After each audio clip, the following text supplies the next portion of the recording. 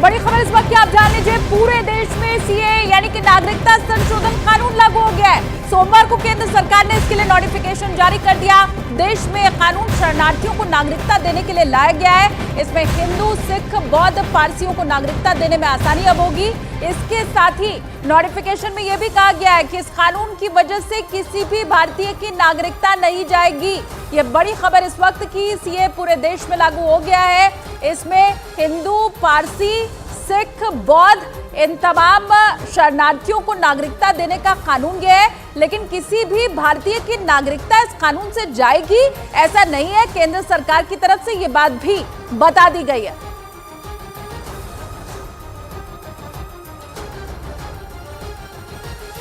और चलिए अब आपको ये बता देते हैं कि आखिर सीए यानी कि नागरिकता संशोधन कानून है क्या, और ये कानून केंद्र सरकार को नागरिकता देने का अधिकार कैसे देता है। सीए संसद से 2019 में पारित हुआ था।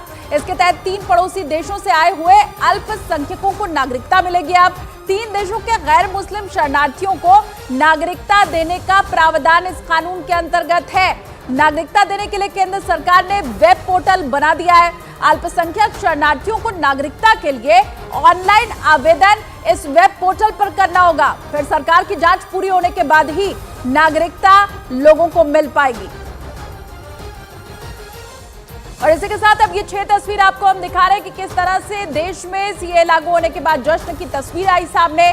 दिल्ली, नोएडा, जोधपुर, भोपाल, उत्तर 24 परगना, पश्चिम बंगाल का और अहमदाबाद, ये 6 तस्वीर आपके सामने है, जहां लोगों ने पटाखे फोड़े, अपनी खुशी का इजहार किया, मिठाइयां खिलाई। भोपाल की तस्वीर आप देखिए, अलग अलग जगह देश की जहां पर सीए लागू होने के बाद रात में जश्न मनाया गया, ढोल नगाड़े बजाए गए। उत्तर 24 परगना की तस्वीर अगर आप देखेंगे तो इसमें आपको ढोल बजाते हुए लोग दिखाई दे रहे हैं। मथुआ समुदाय बड़ी संख्या में पश्चिम बंगाल के उत्तर 24 परगना में रहता है और सीए लागू होने के बाद इस इलाके में भी खासी खुशी दिखाई दी और हर्षोल्लास किस तरह से देश के अलग अलग इलाकों में है वो इन तस्वीरों में आप समझ सकते हैं। तो देश में नागरिकता संशोधन कानून लागू हो चुका है। गृह मंत्रालय ने इसके लिए नोटिफिकेशन भी जारी कर दिया है। सवाल अब ये उठता है कि आखिर इस कानून के बनने के बाद शरणार्थियों को नागरिकता मिलेगी कैसे। इसके लिए शरणार्थियों को वेब पोर्टल पर ऑनलाइन आवेदन करना होगा, जिसके बाद उस जिले के कलेक्टर आवेदन की जांच करेंगे। कलेक्टर की जांच पूरी होने के बाद ही रिपोर्ट केंद्र सरकार को भेज दी जाएगी। उस रिपोर्ट के आधार पर केंद्र सरकार की कार्रवाई आगे बढ़ेगी और फिर कार्रवाई पूरी होने के बाद नागरिकता का प्रमाण पत्र जारी कर दिया जाएगा। और अहमदाबाद में लोगों ने नागरिकता संशोधन कानून लागू होने पर जश्न मनाया। इन लोगों के साथ विधायक भी वहां पर मौजूद रहे। इस वक्त गुजरात के अहमदाबाद में हमारी मौजूदगी है और सीए के लागू होने के बाद आप देखें किस तरीके से यहाँ हिंदू रिफ्यूजी कॉलोनी में रहने वाले लोग घरों से बाहर आ गए हैं, इकट्ठा हो गए हैं और इनके लिए अब वो मौका आ गया है जब ये फाइनली सेलिब्रेट कर सकते हैं, जश्न मना सकते हैं। ऐसे कई परिवार यहाँ पर हैं जो पहले या पाकिस्तान से, सिंध प्रांत से यहाँ पर आए हैं और यहाँ रह तो रहे थे लेकिन नागरिक नहीं थे। और अब जब ये बात सामने आई है कि सीए लागू हो रहा है, एक एम्पावर्ड कमेटी को दिया गया है काम जो क्रियान्वयन इसका करेगी। हम लोग के लिए शायद समझना भी इस चीज को मुश्किल है, लेकिन वो लोग जो 30 सालों से यहाँ रह रहे हैं, नागरिक नहीं है, अपने बच्चों के कुछ काम करवाने के लिए, स्कूल में एडमिशन कराने के लिए, अस्पताल में जाने के लिए एक नेसेसरी डॉक्यूमेंट होता था नागरिकता। अब 30 सालों के लंबे इंतजार के बाद इंतजार खत्म हो रहा है।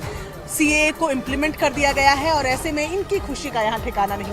कैमरा पर्सन सुनील यादव के साथ प्रियंका कांडपाल, न्यूज़ 18 इंडिया, अहमदाबाद, गुजरात। और संसद से पास होने के 51 महीने बाद सीए देश में लागू हुआ है। आपको इसकी पूरी टाइमलाइन भी अब बता देते हैं। देखिए, 9 दिसंबर 2019 को नागरिकता संशोधन विधेयक लोकसभा से पारित हुआ था और इसके 2 दिन के बाद यानी कि 11 दिसंबर 2019 को राज्यसभा से नागरिकता संशोधन विधेयक पास हुआ। फिर 12 दिसंबर 2019 को राष्ट्रपति के हस्ताक्षर के बाद विधेयक कानून बन गया और फिर 11 मार्च 2024 यानी कि कल की तारीख केंद्र सरकार ने इसकी अधिसूचना जारी कर दी। यह कानून लागू हो गया देश में। और देश में सीए लागू होने से कोटा में मुस्लिम समुदाय के लोग भी जश्न मनाते दिखाई दिए। उन्होंने आतिशबाजी करके अपनी खुशी का इजहार किया। सिटीजन अमेंडमेंट एक्ट सीए लागू हो गया है।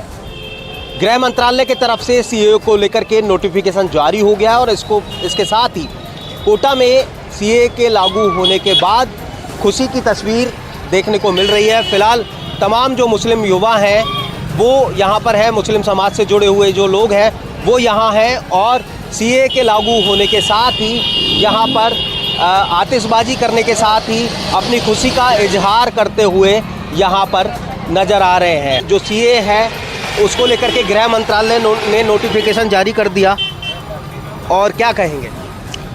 सबसे पहले तो मैं प्रधानमंत्री जी का बहुत बहुत आभार व्यक्त करूंगा। प्रधानमंत्री जी ने जो पाकिस्तान जो और बांग्लादेश जो अन्य देशों के जो अल्पसंख्यक थे उनके लिए बहुत अच्छा कानून है। हमारा जो सीए का कानून पास हुआ है वो हमें मान्य है जी।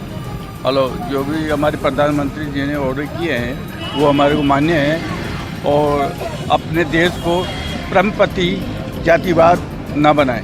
तमाम जो मुस्लिम समाज के लोग हैं वो आतिशबाजी करके कोटा में जाहिर कर रहे हैं। हिमांशु मित्तल, न्यूज़ 18 कोटा।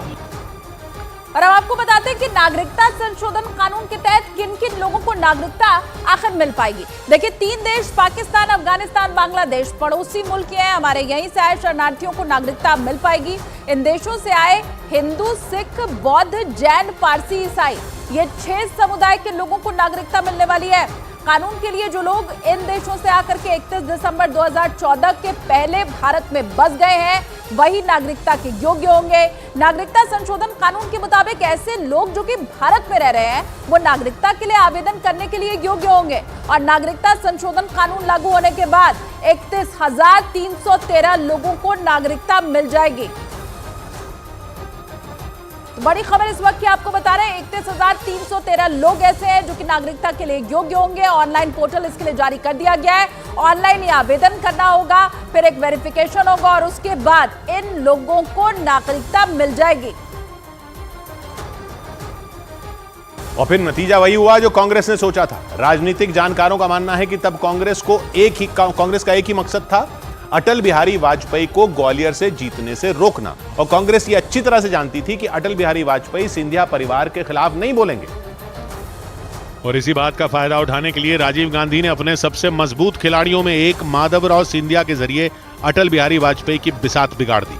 क्योंकि कांग्रेस ये जानती थी कि अटल बिहारी वाजपेयी सिंधिया राजघराने के एक एहसान तले दबे हुए थे जिसे वो चाहकर भी कभी नहीं भूल सकते थे। दावा है कि अटल बिहारी वाजपेयी को माधवराव सिंधिया के पिता यानी जीवाजी राव सिंधिया ने पढ़ाई के लिए स्कॉलरशिप दी थी। और तब की कुछ मीडिया रिपोर्ट में बकायदा ये दावा भी किया गया था कि उन्हें सिंधिया राजघराने की तरफ से हर महीने 75 रुपए की रकम भी दी जाती थी। और सिंधिया परिवार से अपने इन्हीं रिश्तों की वजह से उन्होंने कांग्रेस में चले जाने के बावजूद कभी भी माधवराव सिंधिया का विरोध नहीं किया। हालांकि माधवराव सिंधिया के बाद बीजेपी ने इस सीट पर पहली बार 1999 में जीत दर्ज की जब जयभान सिंह पवैया ने ग्वालियर में कमल खिलाया। इसके बाद 2004 में कांग्रेस ने वापसी की, लेकिन 2007 में हुए उपचुनाव में बीजेपी ने यशोधरा राजे सिंधिया को टिकट देकर चुनाव को सिंधिया बनाम गैर सिंधिया कर दिया। और एक बार फिर नतीजा वही हुआ जो माधवराव सिंधिया के वक्त हुआ था। मतलब यशोधरा राजे सिंधिया ने ग्वालियर में जीत दर्ज कर ये सीट बीजेपी की झोली में डाल दी और तब से अब तक हुए सभी चुनावों में वहां बीजेपी ने ही जीत का झंडा बुलंद किया।